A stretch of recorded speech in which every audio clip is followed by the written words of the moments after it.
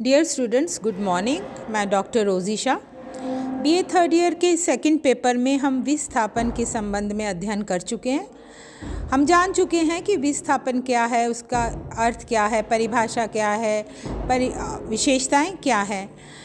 आज मैं विस्थापन की दशा से संबंधित सबसे बड़ी समस्या विस्थापित लोगों का पुनरावास की है, उसके संबंध में आपको बताने जा रही हूँ।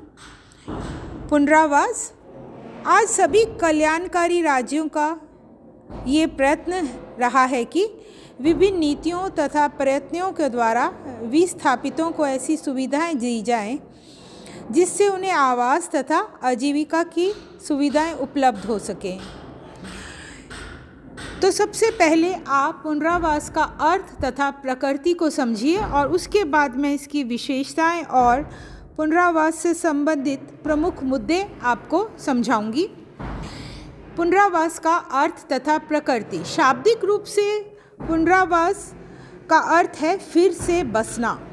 फिर से बसना इसका तात्पर्य है कि जिस प्रक्रिया तथा प्रयत्नों के द्वारा विस्थापितों को पुनः नए सिरे से बसने की सुविधाएं दी जाती हैं, उसी को हम पुनरावास कहते हैं।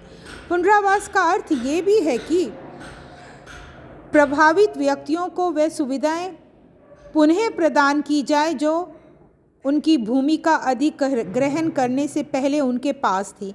वास्तव में पूर्व की स्थिति एक जटिल दशा है जिसमें आजीविका के साधन, आवास तथा आर्थिक स्तर के अतिरिक्त व्यक्ति के उन सामाजिक अधिकारों, परिस्थिति और सम्मान का भी समावेश होता है जिसका उपयोग व्यक्ति विस्थापन से पहले करते रहे हैं। पुनरावास के अंतर्गत सरकार द्वारा विस्थापितों को कुछ आर्थिक साधन देकर उनके आवास तथा जीविकापार्जन की आंशिक सुविधाएं दी जाती हैं या दी जा सकती हैं, लेकिन एक विशेष स्थानीय समुदाय के अंतर्गत उनके सामाजिक और सांस्कृतिक सम्मान को नहीं लौटाया जा सकता। इस दृष्टिकोण से पुनरावास को केवल एक आंशिक प्रयत्न ही कहा जा सकता है। इस संबंध में मैं आपको के.एन. शर्मा के विचार बताना चाहूँगी। के.एन. शर्मा पुनरावास को परिभाषित करते हुए लिखते हैं कि पुनरावास वह प्रक्रिया है जिसके द्वारा किसी विस्थापित समूह को फिर से बसने के लिए इस तरह से आंशिक प्रयत्न किए जाते हैं जिससे प्रभावित व्यक्ति न्यूनतम जीवन स्तर की सुविधाएं प्राप्त कर सके। इस तरह पुनरावास एक आंशिक तथा काम चलाऊ प्रक्रिया है जिसमें विस्थापितों को उनकी पूर्व दशा में नहीं लौटाया जा सकता। ये परिभाषा के.एन. शर्मा ने प्रस्तुत की है। के.एन. शर्मा की इस परिभाषा से के संदर्भ में पुनरावास की प्रकृति से संबंधित कुछ प्रमुख विशेषताएं सामने आती हैं जिन्हें मैं आपको बताने जा रही हूँ। किसी प्राकृतिक विपत्ति से उत्पन्न होने वाले अस्थायी विस्थापन के समाधान के रूप में पुनरावास की प्रक्रिया उन विस्थापितों के पुनरावास से भिन्न होती है जिनकी भूमि का स्थायी रूप से अधिग्रहण कर लिया गया है। किसी गैर सरकारी संगठन की आर्थिक गतिविधियों से उत्पन्न होने वाली विस्थापन की दशा में पुनरावास के लिए दी जाने वाली सुविधाएं सरकार द्वारा दी जाने वाली पुनरावास की सुविधाओं से बहुत कम होती हैं।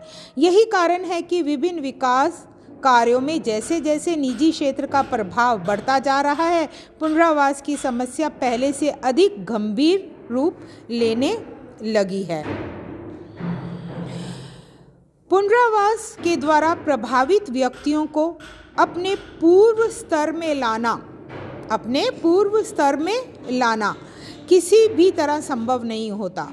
सरकार द्वारा अपनी घोषित नीतियों के द्वारा पुनरावास के जो लक्ष्य निर्धारित किए जाते हैं, सरकारी लाल फीताशाही के कारण उन्हें प्राप्त करना संभव नहीं हो पाता। पुनरावास की प्रक्रिया का संबंध एक बड़ी सीमा तक जनता के प्रति सरकार की कटिबद्धता, समाज कार्य तथा सुधार प्रयत्नों से है। लोकतांत्रिक संरचना में दलगत राजनीति के कारण व्यवहारिक रूप से पुनरावास के प्रति ऐसे दृष्टिकोण का बहुत अभाव देखने को मिलता है। अंतिम विशेषता जो है वह इस प्रकार है। विस्थापन से प्रभावित अधिकांश व्यक्तियों का प्रयत्न पुनरावास के रूप में तत्कालिक रूप से अधिक मुआवजा प्राप्त करना रहता है। ऐसे व्यक्तियों द्वारा कोई ऐसे संगठित प्रयत्न नहीं किए जाते जिससे वे स्थायी पुनरावास के लिए सरकार पर दबाव बना सकें या डाल सकें। गर्ल्स, अब मैं आपको पुनरावास से संबंधित जो मुद्दे हैं उन्हें बताना चाहूँगी। विस्थापन से प्रभावित प्रत्येक व्यक्ति के लिए पुनरावास संबंधित दशाएं एक तरह का तनाव से भरा अनुभव है। अपनी भूमि से वंचित होने के बाद उनके लिए किए जाने वाले पूर्ण अथवा आंशिक पुनरावास की प्रक्रिया जब तक चलती रहती है तब तक प्रभावित लोगों के परिवार ऐसी मनोदशा में रहते हैं जो घुटन भरी होती है, तनावपूर्ण होती है। कोई व्यक्ति ये नहीं चाहता कि उसे किस स्थान पर, वो जानता नहीं है व्यक्ति कि उसे किस स्थान पर आवास या आजीविका के साधन उपलब्ध कराए जाएंगे। एक लंबे समय तक अनिश्चितता की दशा बने रहने के कारण एक और व्यक्ति को मिलने वाले मुआवजे की अधिकांश राशि जो उनके दैनिक भरण पोषण की आवश्यकता को पूरा करने में ही खत्म हो जाती है, अथवा वे किसी ऐसे कार्य के द्वारा आजीविका उपार्जित करना शुरू कर देते हैं जो परिवार के सामान्य हित में नहीं होता है। मैं ये यहाँ बताना चाह रही हूँ कि जो प्रभावित व्यक्ति होते हैं जब तक कि उनका पुनरावास नहीं होता वे तनावपूर्ण जीवन व्यतीत करते हैं। दूसरा जो मैं प्रमुख मुद्दा बता रही हूँ वह है पुनरावास के लिए विस्थापित लोगों को यदि खेती के लिए किसी दूसरे स्थान पर भूमि दे दी जाती है तो अक्सर वे या तो कृषि के लिए अधिक अनुकूल नहीं होती अथवा एक दूसरे से दूर इतने छोटे छोटे टुकड़ों में होती है कि उस पर कृषि करके भरण पोषण करना मुश्किल होता है। तीसरा मुद्दा ये है कि सरकार द्वारा अधिग्रहित भूमि के लिए क्षतिपूर्ति की जो राशि दी जाती है आमतौर पर वह भूमि के बाज़ार मूल्य से कम होती है, यानी बाज़ार में उस भूमि का जो रेट होता है उससे कम होती है। इसके फलस्वरूप विस्थापित लोग कुछ सुविधाओं से वंचित रह जाते हैं, यानी उनको वास्तविक रूप से क्षतिपूर्ति प्राप्त नहीं हो पाती है। चौथा मुद्दा ये है कि यदि विस्थापन का कारण किसी क्षेत्र में उद्योगों की स्थापना करना या सार्वजनिक निर्माण कार्य करना होता है तो पुनरावास का सबसे अच्छा तरीका निर्माण कार्य अथवा स्थापित उद्योग में उस क्षेत्र के विस्थापित लोगों को रोजगार देना हो सकता है। लेकिन इसके विपरीत ऐसी कोई व्यवस्था नहीं होती जिसके द्वारा नए उद्योगों के मालिकों पर विस्थापित लोगों को रोजगार देने का दबाव डाला जा सके।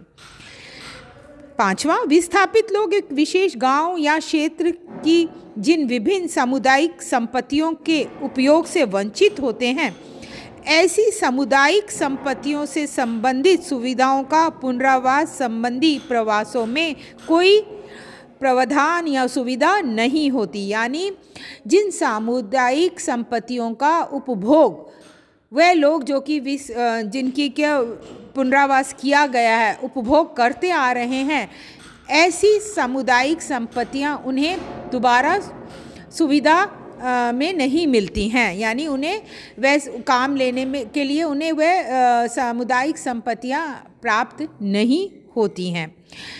एक मुद्दा ये भी है कि जिन क्षेत्रों में विस्थापित लोगों को बसाया जाता है उसके सीमावर्ती क्षेत्रों में वे लोग अवैध रूप से प्राकृतिक संसाधनों का उपयोग करने लगते हैं और इसके फलस्वरूप या तो उनके और स्थानीय लोगों के बीच, जो स्थानीय लोग वहाँ रह रहे हैं उनके बीच विवाद उत्पन्न हो जाता है, या राजनीतिक दलों द्वारा विस्थापितों के प्रति अधिक सहानुभूति दिखाने के कारण उनके जीवन में अनुशासनहीनता बढ़ने लगती है।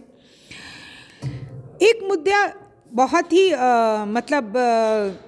ध्यान देने योग्य है कि विभिन्न राज्य सरकारों द्वारा भूमि का अधिग्रहण किसी सरकारी उपक्रम अथवा निर्माण कार्यों के नाम से करने के बाद अधिग्रहित भूमि का हस्तांतरण अवैध रूप से ऐसे व्यक्तियों को किया जाता है जो उसका उपयोग किसी लाभप्रद कार्य अथवा निजी क्षेत्रों के उद्योग की स्थापना के लिए करते हैं, और इस दशा में विस्थापितों को पुनरावास की वे सुविधाएं प्राप्त नहीं हो पाती जिनके की वे हकदार हैं, जो उन्हें मिलनी चाहिए। पुनरावास से संबंधित एक महत्वपूर्ण मुद्दा ये भी है कि समस्या ये भी है कि एक और पुनरावास की सुविधाएं राज्य सरकारों द्वारा लागू कानूनों के अंतर्गत देने का प्रावधान है, तो दूसरी ओर विभिन्न राज्यों के कानूनों के मानदंडों में बहुत भिन्नता देखने को मिलती है। सभी राज्य सरकारों का समान रूप से निष्पक्ष ईमानदार होना भी ज़रूरी नहीं होता है। ये दशा भी पुनरावास की प्रक्रिया को बहुत ही दोषपूर्ण बना देती है।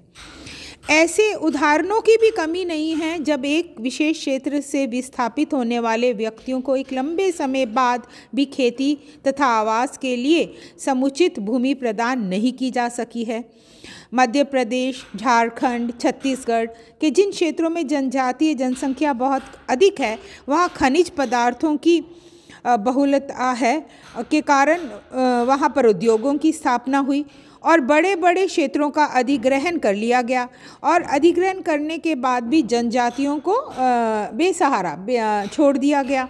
जनजातियों में सामाजिक संगठन तथा राजनीतिक चेतना की कमी होने के कारण वे संगठित रूप से कोई विरोध भी नहीं कर सके, और इसका सर्वोत्तम उदाहरण 2013 में ग्वालियर से दिल्ली की ओर पैदल मार्च करने वाले वे लगभग 5000 आदिवासियों का है, जिनके पुनरावास के लिए पिछले 10 वर्षों से कोई प्रयत्न नहीं किए गए। ये सभी दशाएं और समस्याएं स्पष्ट करती हैं कि वर्तमान दशाओं में पुनरावास एक जटिल प्रक्रिया है।